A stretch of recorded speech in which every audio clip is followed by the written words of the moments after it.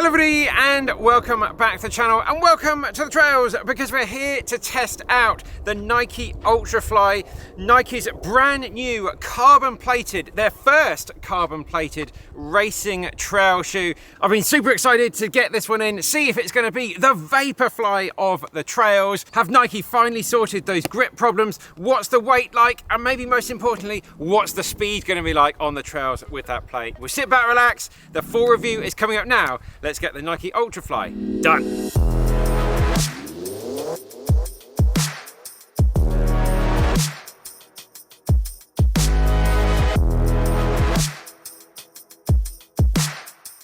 So this shoe set me back 230 British pounds. It's going to be about 260 US dollars. As always, I bought this 100% with my own money from the Nike website here in the UK. A lot of cash for this type of shoe. So if you could share this video with some of your friends, it would be really appreciated to try and recoup some of that outlay. It's coming in with a drop of around about 8.5 millimeters with a 38.5 mil stack height at the back and a 30 mil stack height at the front of the shoe.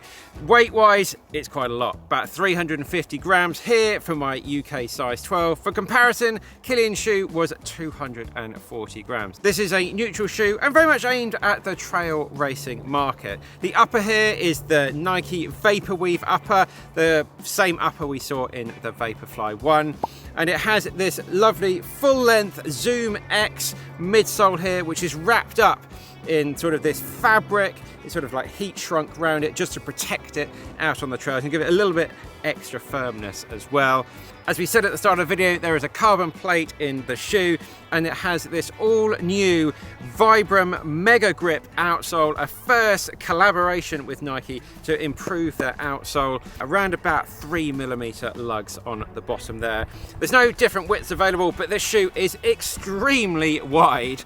And yeah, was true to size for me in my UK size 12. Right, let's get stuck into my likes.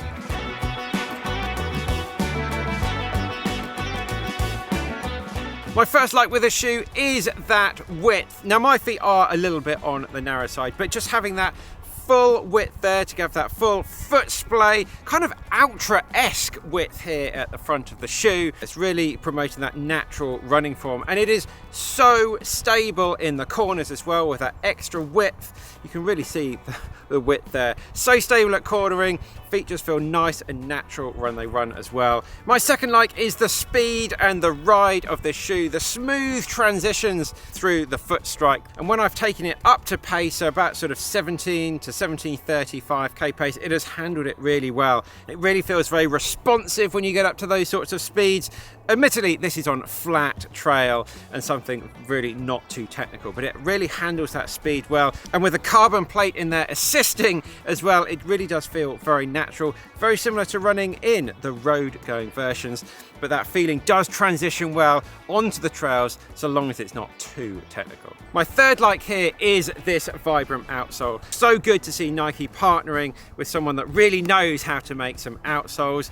On that sort of lighter, smoother, very runnable trail, it grips really, really well. Unless you're taking it in some really deep, muddy areas where these lugs just are not deep enough. It is just handling everything I've thrown at it in a British summertime absolutely okay at the moment. My fourth like here is the comfort. Straight out the box, really, really a joy to run in. No hot spots, no blisters, no rubbing, solid lockdown. Did have a few little issues with some heel slippage, but only on the very, very steep terrain. If you are finding this video useful, please smash that like button and let us know your thoughts on the ULTRAFLY down in the comments. And please check out benparks.com where you can find the best running hats, the best technical gear, the best casual gear, and awesome training plans to help you out with your running. Thank you so much. It keeps this channel going and allows us to buy these shoes with our own money and keep them all impartial. Right, thanks guys, back to the video.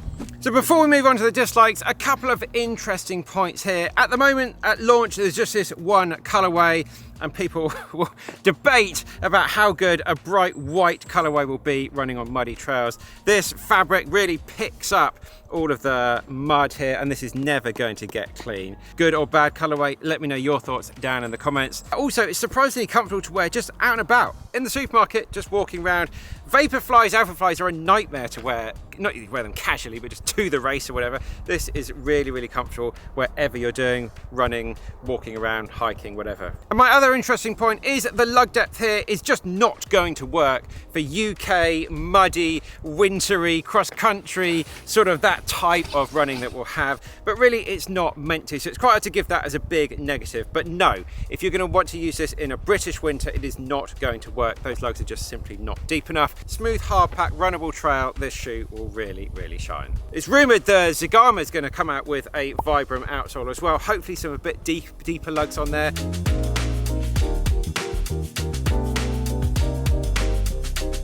Right, moving on to the dislikes. My first one is it's a heavy shoe. For me, 350 grams is just a little bit too heavy to call that an all-out race shoe. Might get a little bit fatiguing towards some longer distances. This shoe is very much like a marathon, ultra marathon, maybe up to about 100-mile type of shoe. That's just a little bit too much on the heavy side. As I said earlier, Kilian's shoe 110 grams lighter than something like this. So somewhere between the two would have been really nice. The carbon plate in this shoe is just a little bit stiff for some really steeper climbs. Maybe a nylon plated shoe would have been a little bit better, just giving it a little bit more flexibility. It really is quite a stiff shoe, and you really do feel that on some of the really steeper climbs. The price, you know, it's just really, really expensive. A lot of money for a lot of people at the moment. It's really hard to argue this is anything approaching good value. You could buy 2 pairs of Hoka Speedgoats, albeit without the carbon plate and without the fancy foam in here, for pretty much the same price. Let me know down in the comments, what do you think about the price? For me, it has to be a little bit of a negative, but it's very similar to what NIKE Ultra Vaporfly 3. So it's just new territory here on the trails. Let me know your thoughts on the price down below. One minor issue I had was the tongue did keep slipping down and bunching at the bottom here as well, so I just had to stop and relace that a couple of times. And finally, there's no like toe bumper, well, I'd call it a toe bumper at the front of the shoe. If you're ever stabbing tree roots or anything as you run along, this looks like a completely normal road running shoe really. It'd be nice to have something, a little bit more protection at the front of the shoe, because that's super painful if you're going to catch that on something. So who is this shoe for? Well, for me, it's someone that wants to run fast on sort of summer, smooth, non-technical trails. Think your fire roads, your rolling hills, something with a bit of grit on there. Western States. This shoe came 2nd and 3rd at Western States this year. In the UK, something like the South Downs Way, the Thames Path, things like that. It's also got a chance of a possibly good sort of winter shoe for running on the roads and things like that. If you've got all the money in the world, well, congratulations to you. And you're maybe a park runner, that wants to do a flat out 5K but can't run in Vaporflies because it's just too slippy. Something like this could be a really good option. If you're doing a race or something on mixed terrain, a bit of road, a bit of trail, some muddy, wet leaves and all that sort of thing, this will handle that pretty well. And that carbon plate will really help propel you to get some park run PBs and things out there. So yeah, pretty versatile, but just that hefty price tag means it very hard to recommend.